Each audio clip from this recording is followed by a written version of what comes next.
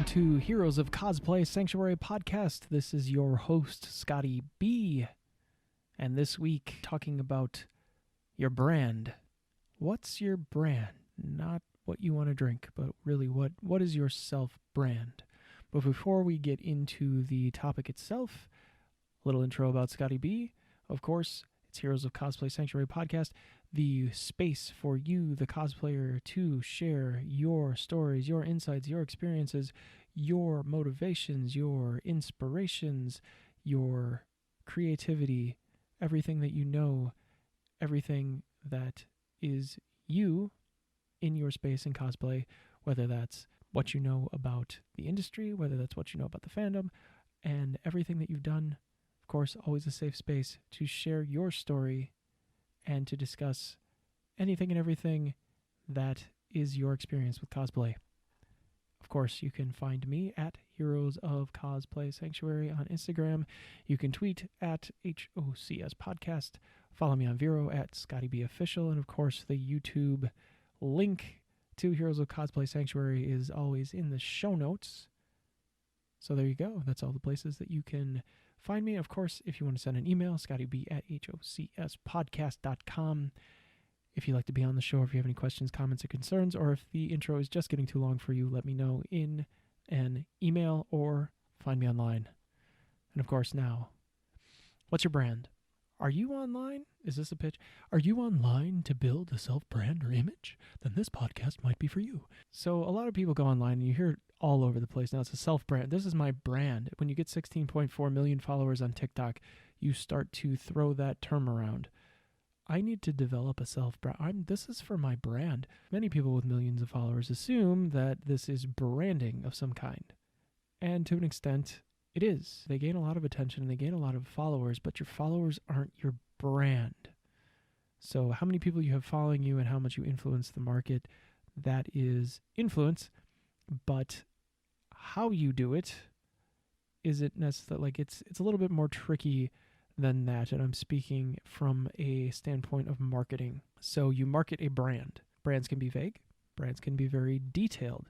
If you're dealing with who you are, of course, the easiest brand to come up with for yourself is a self-brand because no one else can do you the way you can. But this isn't necessarily a persona. A persona is a completely different animal. Your persona isn't necessarily your brand. A brand is a style. A brand is colors. A brand is a certain type of style of font. A brand is many, many things that create a logo, even many things that you are. So it's the collection of, it's not necessarily the way that you present yourself constantly, but it's everything else as well. You dancing on TikTok and what people know about you and what you share about yourself, or that you always come off a certain way. Your personality isn't necessarily your brand, that is your persona. So even being on a radio program, of course, you do develop a certain persona, but that isn't the entirety of a self-brand. So it's a little different. And again, it can be vague and it can be detailed. It can have a lot to it, or it can have not much going on that's formal and organized at all. So when you become a brand, it gets a little bit complicated because now you're going to start having a conversation about self-branding and what it is and what you're doing with it, and is it on brand or off brand. For the individual, it's much easier than being a business. It's much cheaper than being a business because you don't have to incorporate. You're not an LLC. You're not necessarily an Inc. You're not registering yourself. You have intellectual property, which is what you create, but it's relatively informal. And it can be very formal. All of that, you can be Scotty B LLC. That has a nice ring to it. But you don't have to be. You don't have to file letters of incorporation to have a self-brand. It may help you in the long run. You might want to get somebody to do your taxes and somebody to handle your legality, especially if you have 16.4 million people following you around, and everything you do can sway millions of people's thoughts, and certainly there's a lot that people want to talk to you about at that point. There's, if you have that many millions of people, even if 1% of the people are commenting, and usually if you're an influencer, it's closer to 3 to 5%, so that's a lot of comments to get through. You're swaying thought to some extent inside of your brand, inside of what you decide to connect to, but you aligning with another brand isn't self-branding. So now you're a spokesperson for that brand, and you have now developed a persona, so that's different. Let's not get too confused about the difference between self-brands and personas, because you can work for a company, you can have a persona, you can be on the radio and have a persona. You can call that a self-brand, but in the sense, you're not, you're getting a paycheck for it. You're not necessarily out there making money from the brand. Someone else is. It's part of their brand, not part of yours. So if you play a character on a television show for a company, so let's just say the CW, or let's say Fox, or that's not necessarily, it's your character. That's not necessarily your brand. You don't just do that that's not what you are when you go home. That's not what you are in, all the time in public, but you do have a sense of that, and you could create that if you wanted to. But a lot of people self-brand online. There's only so much that they send out. There's only so much that they dial out to, and there's a line. So that's really where self-branding comes. It gives you a line to draw between what you share and what you don't. Another part of why self-branding is because of the marketing that's involved with it. Okay, so if you have a self-brand, there's probably a step towards marketing, or even a large step into marketing that you have decided that you're going to use social media for, that it's not just going to be for fun, that you're actually going to use it as a tool, and it's going to be doing something for you. So your presence online now becomes a brand, or a personality within your brand, and you use that to build a base that will eventually buy a product or service from you. In a roundabout sort of way, it does give you distance, but it's still authentic. So your brand is your authenticity. It's what you want to communicate. So I know this doesn't have a ton to do with cosplay, but yeah, it does, because everybody has their own interpretation of their fandom. And if you create your own Instagram or anything like that, and you want to go a little bit further than sharing content and storytelling and sharing your experiences and documenting that, you might start to develop a brand around who you are online. Let's say like Lisa Pinelli or Missy Mayhem, or there's a lot of names. I'm just throwing out names that also just because I've followed them for quite some time. Some of the first few cosplayers that I came into contact with, and you can see like they've developed a very strong brand around who they are. That's a self-brand. And hopefully they take that as a compliment. It really is. Like there's a certain way that they present themselves. There's a certain format to their content. There's a certain style, and there's a certain font and colors and scheme, and their websites have a certain presence and what they produce. It's very well organized. Even if it's not, like, it's still there's definitely a method. Don't take that the wrong way. Like sometimes messy is part of the brand. So how it's presented is organized, though. Like there was a point, there was a reason it was going in a direction. Like there is a definite thought process around everything that's going on. Maybe they don't think there is, but I think there is. And to me, that's a self-brand. There are many examples. I could probably rattle off 100 names. Or you get into to a space where you're concerned about what's on brand. So a lot of companies worry about this, like their color scheme is, well, that's not on brand. That's a phrase that gets used in the marketplace. And honestly, if it's you, it should be on brand because it's you. So don't worry too much. Like if you're at that level where you're worried about how red is, then good for you. But it's certainly not something that I'm too concerned with. Even when I'm, creating color schemes for logos and things like that within Heroes of Cosplay, close enough. How important is branding to what you do? In a sea of cosplayers, in identifying with your own niche, well, it gives you a very unique position. So it'd be very hard for anybody else to come up with exactly you or what you're going to pivot to do or how you've progressed or your experiences or your history or your goals. It's just really difficult to duplicate a self brand. It gives your followers consistency.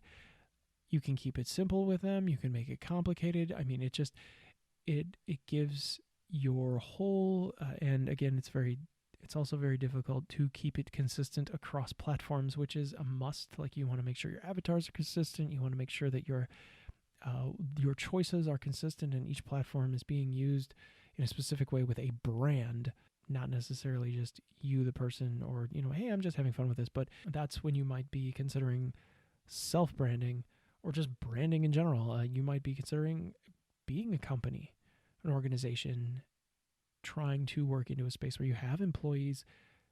This is entrepreneurship at its finest. You hustle, you have a side gig, and then it turns into something. Like, that's the dream, right? And I'm quoting again, entrepreneurship, it's being romanticized right now. Like, everybody wants to be, it's the entrepreneurial bandwagon. We all want to be our own boss. We all want to ditch the 9 to 5, and we end up working harder than we've ever worked before and doing more work, all in the name of self-branding. Maybe you want to, again, maybe you want to go that deep. Maybe you want the identification, and you are trying to position yourself uniquely in a space in cosplay. You go outside of yourself to do this. There are a lot of people that are going to charge you a lot of money to develop a brand or create for you some recognition in that space. And there's no real guarantee that it's going to work, but they are going to charge you a lot of money to do it. You may get reach. You might want an agent. Maybe you book gigs, or there's some other thing outside of your online presence that you want to build with your brand. So you DM a lot of people in media and you see what they're looking for. You do a lot of research. You see where you can circulate. There's just more to what you might be looking to do to be visible, to build a name for yourself so that you can get out in the community. And really, that's one of the better ways to do it, is the little by little you start to look for spaces locally first to expand your brand, your position. And maybe it's nothing to start. Maybe you're doing a lot of things for free on the weekends. Maybe you're trying to get into cons and say, hey, I'll be on a panel. I have all of this experience with X, Y, or Z. Maybe I always go back to foam armor. Maybe you're a 3D printer.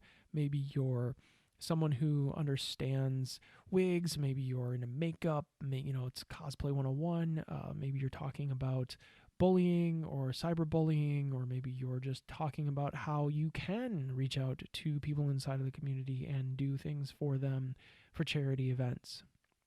And say, hey, I have this Wonder Woman costume. Do you have any use for that? Are there, kids that I can inspire or encourage, or do we have a giveaway that I could be involved with? Anything like that. Or maybe you're part of a group that cosplays and you say, hey, we've got this whole group of Avengers, or we have this whole group of the Justice League, or we have this whole group of the New Mutants, or the Brotherhood of Evil Mutants. Probably not that one, but whatever the case may be, like, there's a group of us and we'd like to help. Getting into the community and then little by little building that reputation for being consistent and for offering things to people is what opens the door in some cases. So from there you build what follows. And this is my standpoint, that self-branding is a giveaway. Like, you're giving a lot. There's not a whole lot of ask.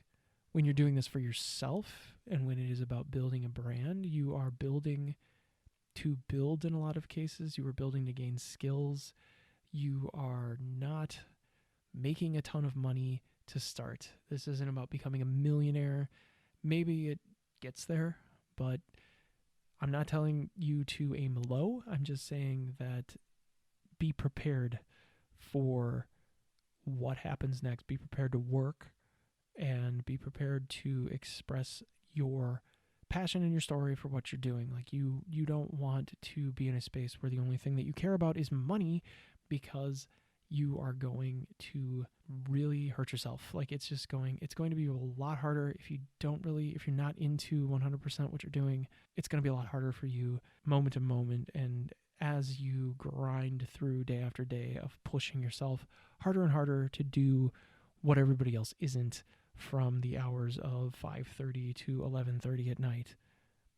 Everybody comes home. If you want it, you got to go run after it. You have to build that brand. And that used to be my motto before I started Heroes of Cosplay Sanctuary. The whole motto was build yourself, build your brand, and I never really got that out there. It went from that to hashtag client one, and that's still being worked on. So hey, don't steal that from me, but you can use it if you want to. What difference does that make? But the point is, you start with you start with zero.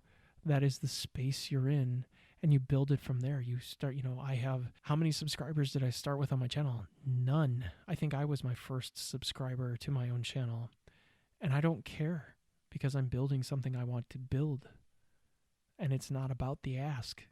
Not right now. It's about what I can give you, the person listening, the cosplayer, the people who are interested in learning more about the industry, more about the marketing, the content management, the organization, the brand recognition, where you need to start at zero with what you have with a limited budget, with a limited space, and how you can grow and build and develop from nothing. And you don't have to go viral, and it doesn't have to be overnight. It just has to be consistent, steady, and you have to want to do it. And that's really easy when it's your fandom, right? I mean, it's easy for me. I mean, when I think about how I've tried to do things in the past and really what space it's come from, that's what does it for me. I just think about where I was just in my mindset for anything that I've tried to build before here. And there were passions, and I did stumble and fall. I wanted to be a martial arts instructor, and I tried for 10 years to do that.